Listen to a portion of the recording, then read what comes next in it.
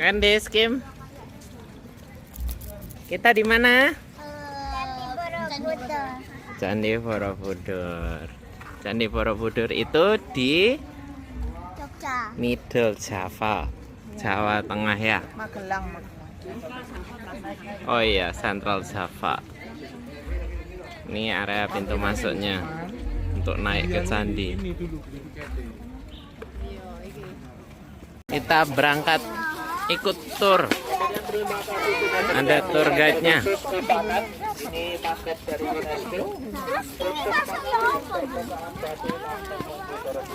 Ini masuk di mana? Udah makasih. Bu, sampai selesai. Tunggu, gimana dong? Itu sebenarnya terdiri dari dua kata, bara sama budur. Bara itu biara atau tempat ibadah, budur itu di atas sesuatu yang di atas apa. Borobudur ini dibangun di atas bukit alami. Jadi misal Borobudur dibelah kayak kue, dalamnya itu masih ada bukit alami setinggi sekitar. Kita jalan masuk ke Borobudur.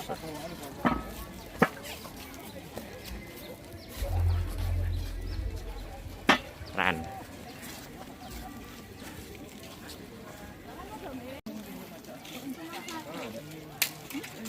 Upsi.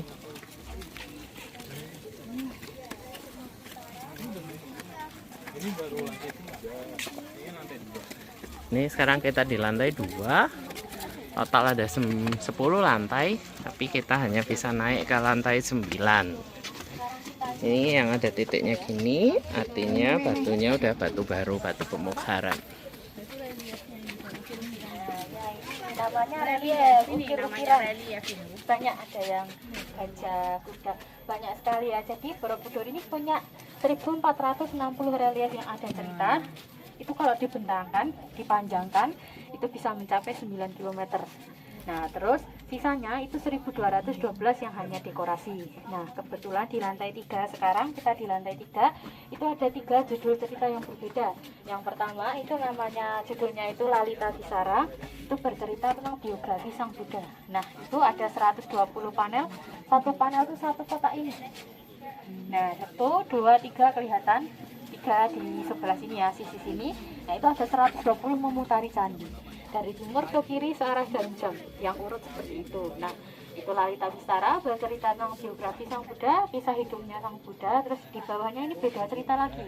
Jumlahnya 120 panel juga, 120 ya, mengelilingi juga. Nah, itu judulnya beda lagi, Awadana. Nah, di dalam Awadana ini banyak cerita, cuman yang paling terkenal itu cerita tentang Putri Manuhara. Jadi cerita romansa. Nah, terus di bagian luar, di tembok luar itu kan ada lagi. Nah, itu beda judul lagi, judulnya Jatakamala. Nah, Jatakamala itu bercerita tentang kebaikan hati Sang Buddha dan reinkarnasinya. Jadi Sang Buddha ini pernah bereinkarnasi menjadi berbagai macam makhluk, termasuk hewan batu buah. Makanya kalau di sebelah kanan itu nanti banyak hewan-hewan, cerita hewan. Nggak boleh dipegang. Ya, maaf ya. Kita lihat aja. Ya. Beda warnanya ya. Nah, warnanya sendiri kalau yang asli itu hitam keabu-abuan karena batu sungai kan, kalau masih ingat batu sungai kan hitam. Nah, yang menguning di sebelah kanan ini sebenarnya bukan karena pelapukan, bukan karena alami ya, tapi ini dulu diwarnai. Gitu. Ya, diwarnai. Jadi kenapa diwarnai? Karena zaman dulu foto itu kan hitam putih. Ya kan, orang-orang tuh kesulitan. Ternyata saat difoto relief yang warna hitam keabu-abuan itu setelah dicetak ternyata tidak kelihatan. Nah, akhirnya mereka inisiatif untuk mewarnainya, diwarnai dengan kuning cerah agar timbul saat difoto, agar kelihatan gitu. Tapi masalahnya muncul, ternyata susah dihilangkan. Jadi dibiarkan gitu aja. Jadi daripada menggosok terlalu keras, daripada rusak, ya udah, yang nggak hilang ya udah dibiarkan gitu aja. Nah, itu asal usul kenapa menjadi kuning itu seperti itu. Yang Ini batu lama tanah. Nah, ini nggak boleh dipegang karena ini erosi, lihat mukanya aja udah nggak terlalu kelihatan kan. Makin lama ya ini. Itu terkikis. Kayak satu panel yang lumayan terkenal di sebelah ini. Tadi sebelah atas, bagian atas itu kan bercerita tentang kisah hidup Sang Buddha. Nah, Sang Buddha itu dulu sebelum menjadi manusia itu dia seorang bodhisattva Sakyamuni namanya. Nah, dia lahir menjadi manusia di keluarga kerajaan. Nah, ayahnya nggak boleh anaknya untuk menjadi biksu. Akhirnya ayahnya kan pengen anaknya menjadi raja, meneruskan tahta gitu kan. Nah, akhirnya dikurung di dalam istana. Tapi Siddhartha ini suatu hari berhasil kabur. Nah, kaburnya ini dia bermeditasi 2 kali. Yang pertama gagal, yang kedua berhasil di bawah pohon Bodhi dan mendapat pencerahan dan jadi Buddha gitu. Nah, terus panel yang di sebelah sini ini menceritakan Siddhartha ini sedang bermeditasi.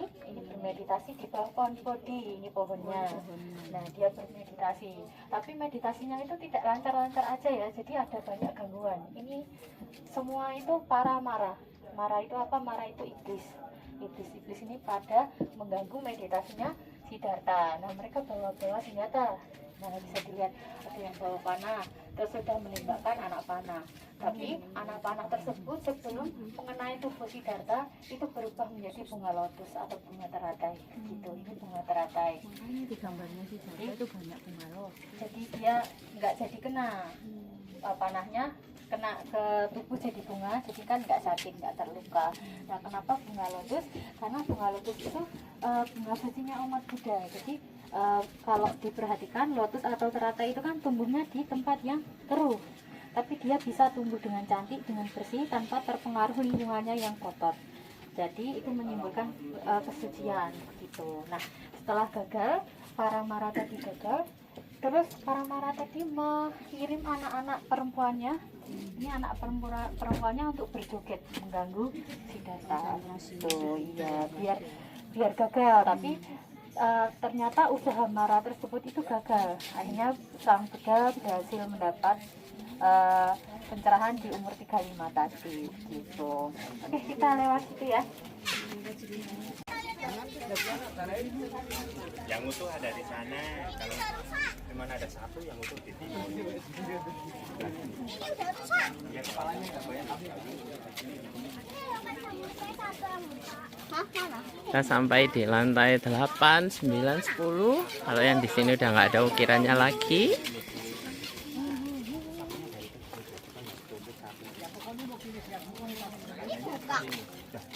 Kenapa kalau suka? Iya, kenapa? Ada yang mencuri lagi, tapi yang lebih. Tuh, lihat itu. Hai, ikimasu yo. Hai, ikimasu.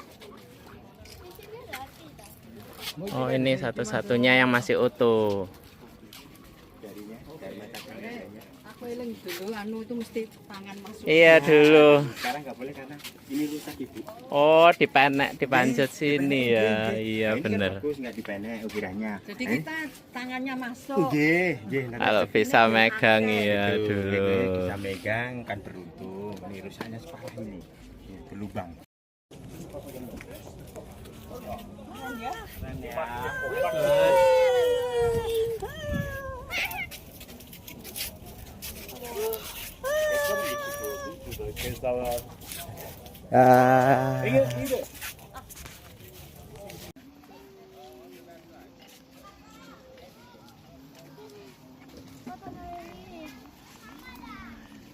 Sampai semuanya. Kalian berdua tadi kan di sini. Apa tadi bisa?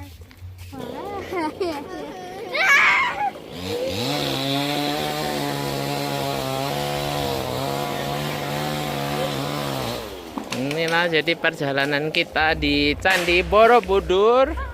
Diakhiri dengan Candice dan Cheryl yang bingung mau nangkap kupu-kupu.